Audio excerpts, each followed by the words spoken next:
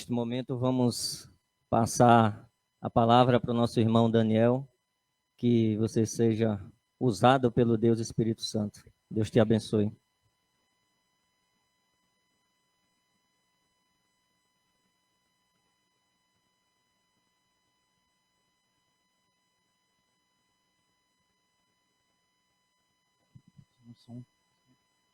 Som.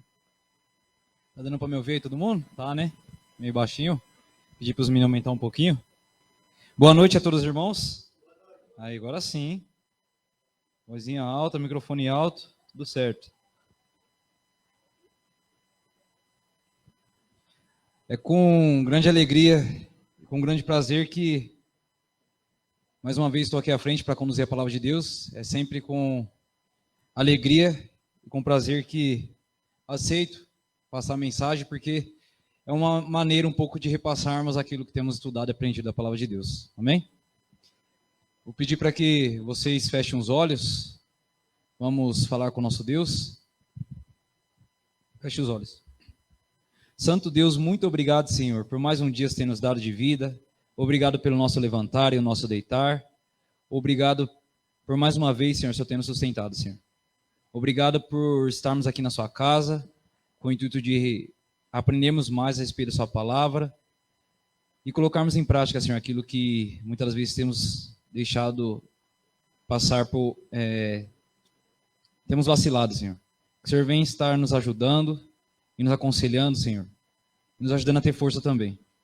Esteja conosco, rogamos a santa presença do Espírito Santo, que neste momento que a sua palavra será aberta, Senhor, tudo o que for fala aqui, que não seja palavras que nos interessem, Senhor, mas sim aquilo que necessitamos ouvir, Senhor. Esteja com cada um de nós que aqui estamos, com aqueles que estão acompanhando, Senhor, pela live. Esteja com aqueles também que ainda irão ser alcançados, Senhor, através dessa mensagem. Esteja com seus filhos, onde quer que eles estejam neste momento, Senhor. Que o Senhor venha estar usando a cada um deles para que eles venham falar inspiradamente pelo seu Santo Espírito. É o que oramos em nome do nosso Santo Salvador Jesus. Amém. O tema da mensagem que eu quis trazer essa noite é sobre a reforma de saúde. Um assunto que eu já tenho tocado muito tempo já no meu coração e o momento chegou. Trouxe aqui o livro de Ellen White, Conselhos sobre o Regime Alimentar, para poder termos uma base, né, sobre o assunto que iremos tratar essa noite. Vou pedir para que vocês abram a Bíblia de vocês no livro de 1 Coríntios,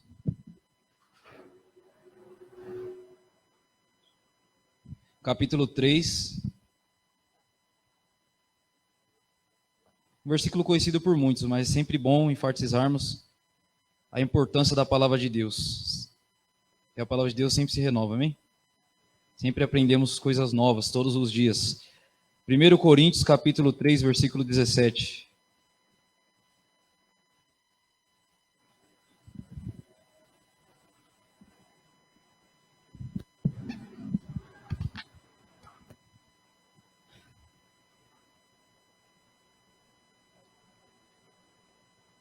E diz assim, é um versículo que todos nós já conhecemos, fala assim, ó: se alguém destruir o santuário de Deus, Deus o destruirá, porque o santuário de Deus, que sois quem? Nós. É o quê? O dízimo é sagrado, irmãos? As coisas de Deus são sagradas? Nós somos sagrados? Somos, né? Somos sagrados, porque somos o templo do Espírito Santo. Ele habita em mim e você, para efetuar o bem, né, na vida dos nossos irmãos. Eu trouxe esse versículo de começo porque é um versículo que, toda vez que não falamos sobre saúde, falamos sobre esse versículo. E vamos continuar falando até Jesus voltar, para que entre na nossa mente, para que a gente tenha consciência de que o nosso corpo não é nosso, ele pertence a Deus. Como eu falo aqui no versículo, falou o quê? Aquele que destruiu o santuário de Deus, Deus o destrui. Então o corpo que eu tenho, que você tem, não é seu, é emprestado. Se você não souber cuidar daquilo que Deus te emprestou, a consequência será a destruição. Vocês lembram que em Êxodo 20 fala lá sobre os 10 mandamentos? E tem um mandamento específico lá que diz que não deve matar, né? Não matarás. Quando lemos esse mandamento, pensamos apenas em uma coisa, que a gente não deve matar o nosso próximo. Mas será que o mandamento só se resume a isso? A matar o próximo? Irmãos, teve uma série que nós fizemos lá no distrito, eu já falei aqui uma vez, mas é bom falar, que nós fizemos sobre a série dos 10 mandamentos. Nós explicamos mandamento por mandamento a cada dia, e a importância de cada um. Porque muitas das vezes nós lemos um mandamento, entendemos, e nós achamos que o mandamento é só aquilo, né? Tá lá, não matarás, então é não matar o meu próximo, já era, é só isso. Se eu não mato o meu próximo, eu estou cumprindo o mandamento. Mas estamos pensando errado. Quando o mandamento diz não matarás, se refere a nós também. Quando não cuidamos de nós mesmos, estamos nos matando, estamos caindo no mandamento. Esse é um, hein? São 10. Os 10 mandamentos, irmãos, têm uma amplitude muito extraordinária que eu e você não faz ideia da grandiosidade e da importância que ele tem nas nossas vidas. Se o nosso corpo é o templo do Espírito Santo, pertence a Deus e não a nós, está nos emprestado. Quer dizer, Deus nos emprestou, né? Por um período de tempo. E o mandamento diz, não matarás. Infelizmente, muitos têm destruído o templo de Deus e têm caído no mandamento. E muitas das vezes até nós mesmos, né? Sem perceber. Em Apocalipse, não precisa abrir, Apocalipse 12, lá diz sobre um povo que guarda os mandamentos de Deus e tem o testemunho de Jesus. Né? Guarda os mandamentos e o testemunho de Jesus. Os mandamentos são quais? Os 10. E o testemunho de Jesus é o quê? O espírito de profecia, irmãos. Tem 2 versículos que falam a respeito do assunto, né? Por que o testemunho de Jesus? O testemunho de Jesus é aquilo que ele deixou, que ele ensinou. É a palavra de Deus, é o espírito de profecia, é tudo aquilo que exalta a pessoa de Cristo. Esse é o testemunho de Jesus. E o que acontece? Eu comentei uma vez com o pessoal a respeito da sopa, né? Que quando eu entrei na igreja, que eu ouvi falar sobre a questão do regime alimentar, sobre o cuidado que temos que ter com o nosso corpo, eu ficava me perguntando, né? Como assim nós devemos ter uma alimentação vegetariana, se Jesus, que é o meu exemplo, não foi vegetariano? Era um negócio que não estava na minha cabeça. Eu ficava, tá, tem que ser vegetariano, mas Jesus não era vegetariano? E ele é meu exemplo? E João Batista, ele foi vegetariano, né? Restrito. E a Bíblia diz que ele comia o quê? Gafanhotos. E nós lendo gafanhotos, a gente acha que é gafanhoto o quê? Um inseto, né? Mas o gafanhoto ali era uma espécie de árvore da época, que não tem nada a ver. Então nós vemos aí que João Batista era uma pessoa vegana, não era vegetariano, né? E Jesus não. E eu ficava com esse negócio na cabeça, eu nunca vi sermão falando a respeito desse assunto, nunca vi nada falando a respeito, até o dia que o Espírito Santo mostrou, né, na própria palavra. Abram aí em Mateus capítulo 11. Mateus capítulo 11. Versículo 18 ao 19. Só que o interessante é que no decorrer da história, minha e sua, tudo se baseia no comer. Tudo. O último sermão que eu fiz aqui, eu falei sobre o poder da língua. A boca, né?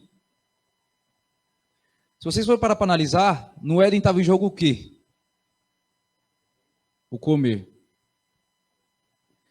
Aí vai só comer um fruto. Olha o resultado que deu. Está aí você aqui, uma vida de pecado, uma vida de miséria. Só porque comeu um fruto. E Jesus no deserto? O que Satanás tentou ele? Comer também. Irmãos, a história toda se baseia no comer. Satanás ele diz o seguinte: se você é filho de Deus, transforme a pedra em pães. Jesus poderia transformar a pedra em pães, né? Mas se ele fizesse isso, o que aconteceria? Ele mostraria para o inimigo que ele tinha dúvida de que ele era filho de Deus. E a humanidade estaria o quê? Perdida. E Adão e Eva comeram, né, do fruto também, e resultou na situação que se encontramos, uma vida de pecado, de miséria, de destruição. Interessante a gente ter isso em mente, né? Que a vida se baseou no comer, tanto no jardim, que era perfeito, como no deserto com Cristo. E será que conosco vai ser diferente? Irmãos, a história bíblica se repete. A lição dos adultos mesmo, está falando de Deuteronômio. Deuteronômio no Antigo Testamento. Salmos lá ressaltando, repetindo as palavras de Êxodo capítulo 20, sobre Deus falando que é o Deus que tirou o povo do Egito. Quantas vezes a Bíblia não faz isso? Quantas vezes Paulo não cita uma passagem do Velho Testamento? Jesus foi o que mais fez isso. Todos eles falando da importância do Velho Testamento.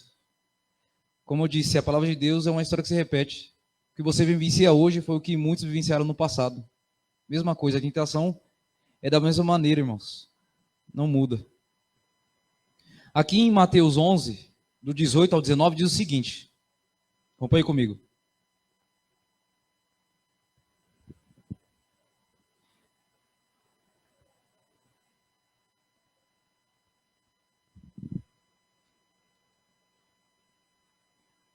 Diz assim, ó. Pois veio João, que não comia nem bebia. E diziam, ele tem o quê? Tem demônio. O 19, veio o filho do homem que come e bebe. E dizem, eis aí um glutão e beberrão, né, bebedor de vinho. Amigo de publicanos e pecadores, mas a sabedoria é justificada por suas obras. Ah, mas o que tem a ver aqui, né, sobre Jesus não ser vegetariano?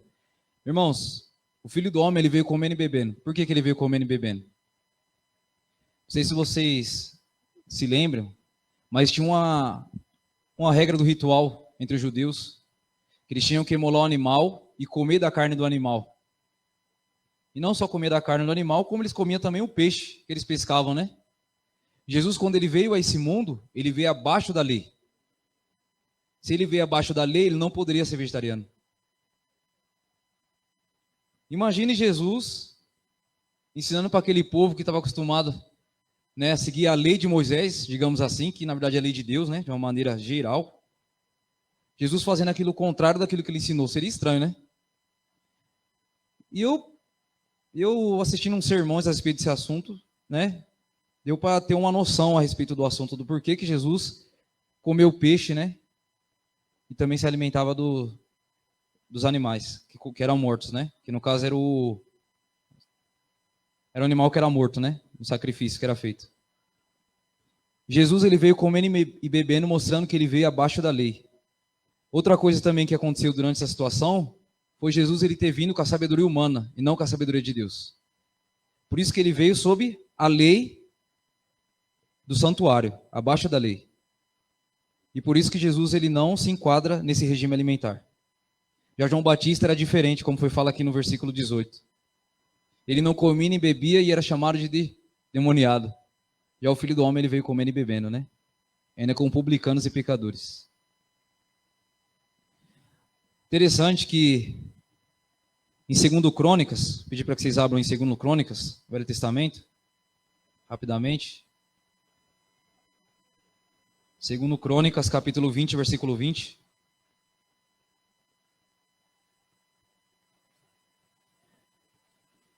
Então nós vemos aqui que Jesus ele veio abaixo da lei do sacrifício, né? Em 2 Crônicas 20, capítulo 20, versículo 20,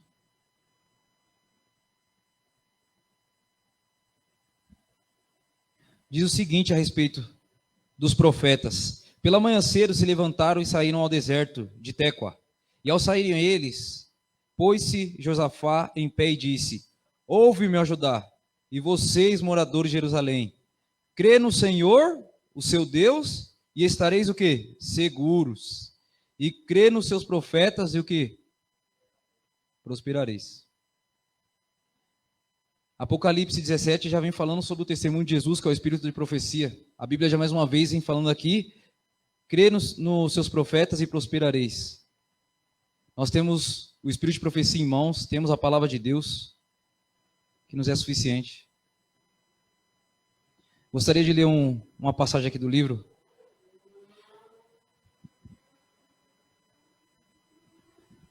Com o tema, o aperfeiçoar a santidade. Aperfeiçoar a santidade. Diz o seguinte. Maiores reformas devem ser, está em aperfeiçoar a santidade 382. Maiores reformas devem ser entre o povo que professa guardar o breve aparecimento de Cristo. A reforma de saúde deve efetuar entre o nosso povo uma obra que ainda não se fez.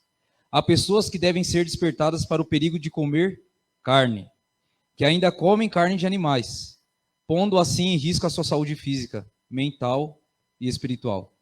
Muitos que são agora no meio convertidos quanto à questão de comer carne, sairão do povo de Deus para não mais andar com eles. Em toda a nossa obra, precisamos obedecer às leis que Deus deu, para que as energias físicas e espirituais possam operar em harmonia. Homens poderão ter uma forma de piedade, podendo até pregar o evangelho, e ainda não estar purificados e santificados. Pastores devem ser restritamente temperantes no comer e beber, para que não façam tortuosas varedas para seus pés, fazendo com que os coxos, os fracos na fé, se desviem do caminho. Se enquanto proclamamos a mais solene e importante mensagem que já foi dada por Deus, os homens combatem contra a verdade, por condescenderem com hábitos errados de comer e beber, tiram todo o poder da mensagem que apresentam. Os que condescendem com comer carne, beber chá e a glutonaria, estão semeando uma colheita de dor e morte. A comida prejudicial introduzirá no estômago e fortalece os apetites que combatem contra a alma, desenvolvendo as propensões inferiores.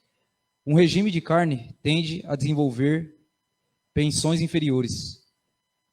Quer dizer, um regime de carne tende a desenvolver a sexualidade. O desenvolvimento da sexualidade diminui a espiritualidade, tornando a mente incapaz de compreender a verdade. Interessante que, eu não sei se vocês sabiam, mas como eu falo aqui, o comer carne, ele incentiva até o nosso ato sexual. Muitas vezes a gente acha que se as pessoas estão se ardendo, né, de desejo sexual pela outra, é porque se alimentou muito de coisa que não devia, né? Mas a senhora White já diz aqui que até o comer carne incentiva na sua sexualidade, no seu desejo carnal. Interessante. E ela diz assim, ó, em outra passagem: quem não consegue dizer não para um prato de comida, jamais conseguirá ser uma pessoa equilibrada. Se não conseguimos dizer não para um prato de comida, irmãos, equilíbrio não é o nosso forte. A situação é séria, né? Temperança é algo que tem que termos, todos nós devemos ter, né? Temperança. Aqui continuando no capítulo, página 425, ela fala a respeito de um assunto interessante, que quando nós aceitamos o batismo, nós preenchemos uma ficha. E nessa ficha tem diversas coisas escritas, né? E lá vem falando sobre o café, né? O café. E olha o que a senhora White fala a respeito do café e do chá, como foi falado aqui, né? Existe chás que você pode tomar, né? Tipos de chá que não podem. Preste atenção. Página 425. Chá e café são estimulantes. Seus efeitos são semelhantes ao do fumo, mas afetam em grau menor. Os que usam esses venenos lentos, como os fumantes, pensam não poder passar sem eles, porque se sentem muito mal quando não têm esses ídolos. Então nós vemos que o fumo, o chá e o café são um vício que muitos têm, né? E isso é cotidiano, né? Não sei se é aqui no Brasil, você vai numa empresa, tem um cafezinho lá para você tomar a hora que você quiser. Você vai na casa do brasileiro, é o cafezinho a hora que você quiser. E ela já vem falando que o café, o chá, são como se fossem uns ídolos. As pessoas não conseguem largar. Os que condescendem com um apetite pervertido, fazem-o com prejuízo da saúde e do intelecto. Não podem apreciar o valor das coisas espirituais. Suas sensibilidades são embotadas e o pecado não lhes afigura muito maligno. E não consideram a verdade de maior valor do que os tesouros terrestres. Então os tesouros terrestres têm mais valor do que as coisas de Deus. Eles não consideram com extrema importância. Irmãos, a pergunta que não quer calar: tomar café é pecado?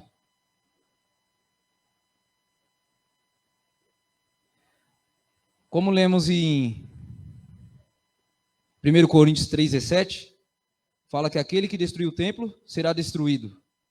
Pode uma coisa que você ingerir fazer mal não ser pecado? Estranho, né? Mas olha o que Ellen White fala aqui, ó. Presta atenção. Tomar chá e café é pecado. Condescendência prejudicial, que, como outros males, causa dano à alma. Esses delitos e ídolos criam excitação, ação mórbida do sistema nervoso. E depois que a influência imediata do estimulante passa, deixa abaixo do normal. Na mesma proporção em que suas propriedades estimulantes elevaram acima do normal, aqueles que usam o fumo, o chá e o café devem pôr de lado esses ídolos e porem esse gasto no tesouro do Senhor. Alguns nunca fizeram um sacrifício pela causa de Deus e estão adormecidos quanto ao que o Senhor deles requer. Alguns dentre os mais pobres terão a maior luta para renunciar esses estimulantes. Esse sacrifício individual não é exigido por causa da causa de Deus que está sofrendo por falta desses meios. Mas cada coração será provado, cada caráter desenvolvido. E por princípios que se deve agir o povo de Deus. É preciso pôr em prática na vida os princípios vivos. Irmãos, não é o Daniel que está falando, não é... Está aqui no Espírito de Profecia, página 425. Tomar chá e café é pecado. Irmãos, são coisas que prejudicam o nosso ser, a nossa mente. Não conseguimos o quê? Compreender a vontade de Deus na nossa vida. Isso, específicos, chás específicos, não todos. Isso, exato. Como foi falado aqui no vídeo de saúde, especificou o tipo de chá, né? Não são todos. Mas nós vemos aqui a comparação entre o chá, né, e o café ao fumo, né? E o prejuízo que traz à mente, né, ao nosso ser. Aqui em 2 Coríntios 5:10, acompanhem comigo aí, voltando lá, 2 Coríntios, capítulo 5, versículo 10. Mais uma vez a palavra de Deus vem falando a respeito do juízo de Deus que cairá sobre o povo dele.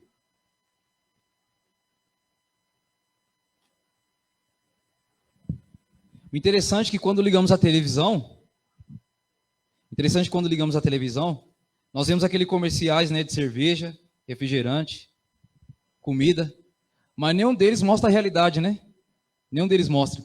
Você olha aquele comercial de cerveja, tá todo mundo lá no churrasco, comendo, bebendo, do lado da piscina, um domingão de sol, um negócio lindo, né? Mas ninguém mostra o prejuízo que aquilo pode acarretar. A cerveja, né? A comida. Infelizmente, nós muitas das vezes vivemos igual os comerciais, né? Compramos, usufruímos daquilo que vemos, que contemplamos, como diz a palavra, que pelo contemplar nós somos transformados. Se contemplamos muito aquilo que não presta, vamos ser aquilo que não presta. E muitas das vezes isso tem prejudicado o nosso ser, né? A nossa saúde. E não temos levado em conta. Só apenas consumimos e consumimos e consumimos e consumimos. E nós pensamos assim, se eu ficar ruim de saúde, eu dobro meu joelho, peço oração na igreja, oro a Deus e Deus vai me curar. Mas as coisas não funcionam dessa maneira. Com Deus não se embargar, irmãos. Se você sabe que o pecado vai fazer com que você perca o céu, nós temos que o quê? Parar de pecar, né? Em atos. Porque o pecado em si, todos nós carregamos a consequência do Éden. Mas os atos dá para ser controlado, né? 2 Coríntios 5:10 diz o seguinte. É um versículo também bastante conhecido que fala assim, ó. Porque o que importa é que todos nós compareçamos diante do tribunal de Cristo, para que cada um receba segundo o bem ou o mal que tiver feito por meio do quê? Do corpo. Todos nós iremos comparecer diante do tribunal de Cristo, né? Para que todos nós sejamos julgados de acordo do bem ou mal que fizemos, ou por meio do corpo. Porque o corpo é o templo do Espírito Santo. E o Espírito Santo não habita em templo sujo e templo imundo. Por isso que a reforma de saúde, ela foi separada para o povo específico, né? O povo que vive no tempo do fim. Porque viveríamos em tempos em que até o próprio alimento que Deus disse que era alimento limpo, traria prejuízo para nós. E na época de Jesus, os alimentos não eram não trazia tantos problemas para a saúde como trazem hoje. até os alimentos limpos trazem prejuízo para a saúde.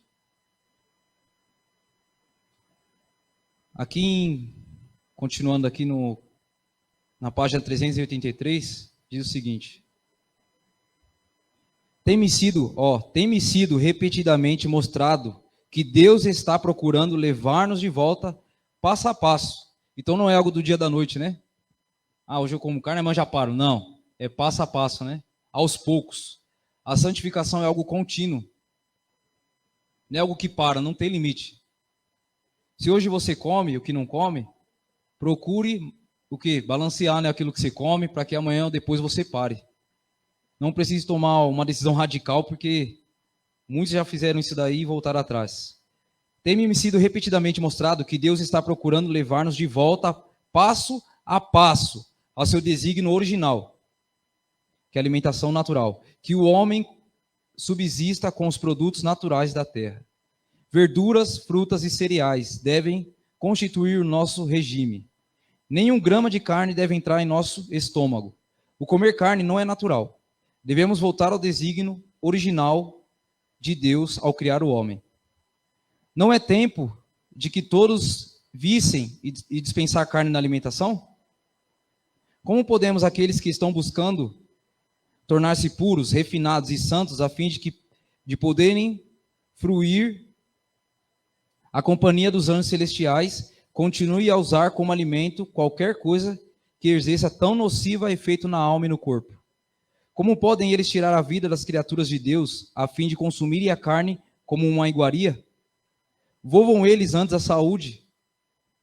saudável e deliciosa comida, dada ao homem no princípio, e a praticarem eles os próprios e ensinarem a seus filhos a misericórdia para com as mudas criaturas que Deus fez e colocou sobre o nosso domínio. São os filhos, né? Aí diz aqui, preparando-nos para a transladação, que é quando Jesus voltar. Entre os que estão aguardando a vinda do Senhor, o comer carne será abandonado. A carne deixará de fazer parte de sua alimentação. Devemos ter sempre isso em vista e esforçar-nos por trabalhar firmemente nessa direção. Não posso pensar que estejamos em harmonia com a luz que Deus tem sido servido de nos dar nessa prática de comer carne. Todos quantos se acham ligados a nossas instituições médicas, em especial, devem estar se educando para viver de frutas, cereais e verduras. Se nessas coisas procedermos movidos por princípios, se como reformadores cristãos educados no nosso próprio gosto, e pomos nosso regime em harmonia com o plano de Deus, então podemos exercer a influência sobre os outros nessa questão, o que será agradável a Deus. Então nós vemos aqui, mais uma vez, o Sr. White falando sobre a importância do abandonar o alimento carne, né? São criaturas que Deus criou, não devemos nos alimentar. E eu fazendo uma leitura um pouquinho mais atrás, ela fala sobre a respeito do povo de Israel. Quando Deus tirou o povo do Egito, Deus queria que o povo fosse um povo que se alimentasse de coisas naturais. Mas o povo foi um povo rebelde. E Deus teve que o quê? Conceder o alimento carne para o povo, né? E muitos comeram a chegarem a níveis de acabar morrendo. Nós vemos também aqui, fala um pouco a respeito da história do dilúvio. Antes de Noé, quando a carne foi permitida. Os pessoal da época de Noé já comia carne adoidado. E Deus não tinha permitido ainda o alimento carne. E Deus viu que a humanidade estava demais, né? O pessoal comendo toda espécie de carne, fazendo o que bem entendia. E Deus teve que tomar uma posição diante daquela situação. E nós sabemos que foi a questão do dilúvio, né, que acabou com a humanidade. Como eu disse aqui no começo, a história se repete, irmãos. Assim como foi no princípio com o povo diluviano, conosco é da mesma maneira. Mas o mundo não vai acabar mais em água, né? Porque Deus ele fez uma promessa para Noé, que através do arco-íris o mundo nunca acabaria em água outra vez.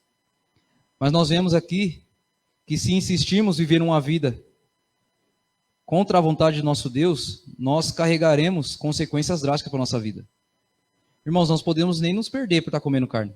Você não vai se perder. Mas e os prejuízos que você vai acarretar para o resto da sua vida? Tenho certeza que ninguém quer acarretar nenhum tipo de doença, né?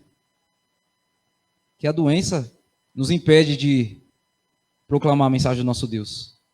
Aqui ainda no Conselho de Regime Alimentar, uma palavra bem pequena fala assim, Deus não operará milagres para livrar de enfermidades aqueles que não cuidam de si mesmos, mas estão de contínuo violando as leis da saúde e não fazem esforços, irmãos, para evitar as enfermidades.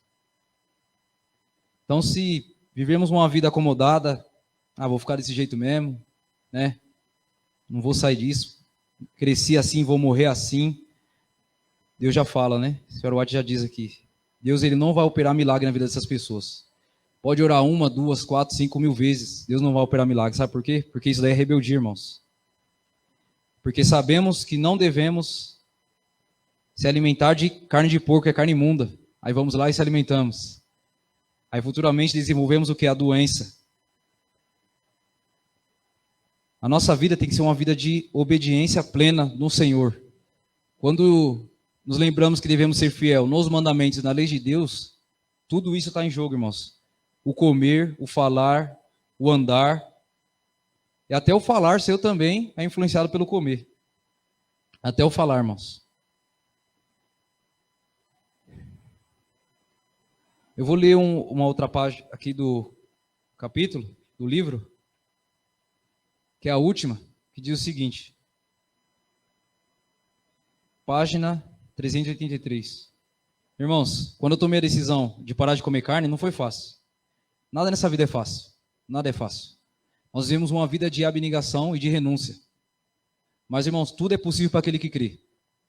Hoje você pode achar que você não consegue.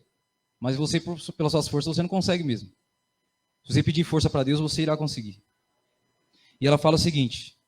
São palavras que, quando eu li assim, veio de encontro, irmãos. E o impressionante é que quando eu decidi parar de comer, não foi algo assim que eu fiquei relutando. Para mim foi mais fácil. Para muitos, às vezes, é dolorido. Como eu já estava parando de comer algumas coisas, para mim foi mais fácil tomar essa decisão. Mas para muitos é muito dolorido, né? Por isso que temos que pedir força para Deus para que a gente vença o nosso comer. Porque foi como ela disse aqui, aquele que não consegue vencer um prato de comida, ele jamais conseguirá ser uma pessoa equilibrada. E sem equilíbrio, não tem como permanecer nos caminhos de Deus. E aí Ellen White fala assim, na página 383. Aqueles que professam crer na verdade, a verdade é o quê? Palavra de Deus. João 8,32 fala o quê? Conhecereis a verdade e a verdade vos libertará. A verdade é o quê? Palavra de Deus. Aqueles que professam crer na verdade devem guardar cuidadosamente as faculdades do corpo e da mente, de maneira que Deus e sua causa não sejam de maneira alguma desonradas por palavras ou ações. Os hábitos e costumes devem ser postos sob sujeição à vontade de Deus. Como eu disse aqui, até o comer influencia no que a gente vai falar e no que a gente vai fazer. Isso muitas vezes pode, o quê? Deturpar o caminho do Senhor. E muitas vezes a gente não percebe que o comer está ligado a isso também, né? Sobre as nossas ações, sobre o que falamos e o que fazemos. Irmãos, que vocês jamais se esqueçam daqui, que for lido, que for falo, que vocês procurem buscar conhecimento no Espírito de profecia e na palavra de Deus. Porque estamos vivendo em tempos difíceis, momentos difíceis. Irmãos, tem uma música do Arautos que diz, o céu é aqui. Vocês acham que a gente vai para o céu e vai começar o céu lá? O céu ele começa aqui, irmãos.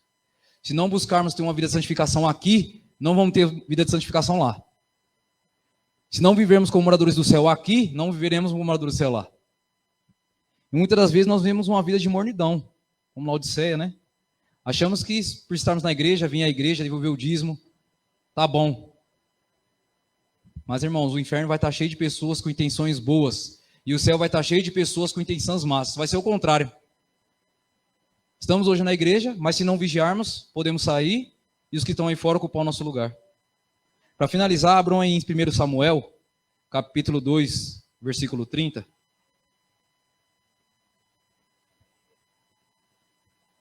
1 Samuel, capítulo 2, versículo 30.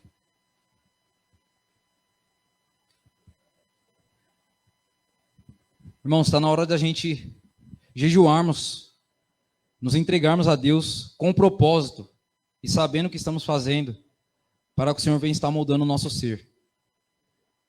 Para que assim consigamos cumprir a vontade de nosso Deus. 1 Samuel, capítulo 2, versículo 30, diz o seguinte: portanto, diz o Senhor, Deus de Israel, Na verdade, dissera eu que a tua casa é a casa de teu pai, andariam diante de mim perpetuamente. Porém agora diz o Senhor, lembre-se dessas palavras. Longe de mim tal coisa, porque aos que me honram, honrarei. Porém os que me desprezam serão o quê? Desmerecidos ou desprezados. Irmãos, hoje é difícil você tomar essa decisão. Mas se você procurar honrar Deus no seu corpo, Deus vai te honrar, como está na palavra de Deus. Se você procurar fazer o contrário, Deus vai o que? Desmerecer. Por isso que tem outra passagem que fala assim, nós devemos honrar e louvar a Deus no nosso corpo, enquanto temos vida. Está na hora de fazermos a diferença na vida das pessoas. Está na hora de sermos diferentes, irmãos. Porque fomos chamados para uma causa e um propósito maior. E para que Deus nos use completamente, temos que estar em perfeita disposição na mão do nosso Deus. E para que isso aconteça, devemos ter uma vida de santificação e preparo contínuo, completo. Não é só o estudo da palavra, não é só o estudo da lição da escola sabatina, não é só a meditação de um versículo que vai fazer com que a gente tenha uma vida de santificação. Porque o conhecimento não quer dizer nada se a gente não coloca em prática. Então o conhecimento e a prática tem que estar de mão dada. Que Deus ele possa abençoar aí você, para que a gente consiga, irmãos, através da ajuda de Deus, do esforço humano e da ajuda divina, fazer a vontade do nosso Deus. Amém? Vou estar chamando aqui à frente o nosso irmão Clétus, que vai estar louvando ao nosso Deus.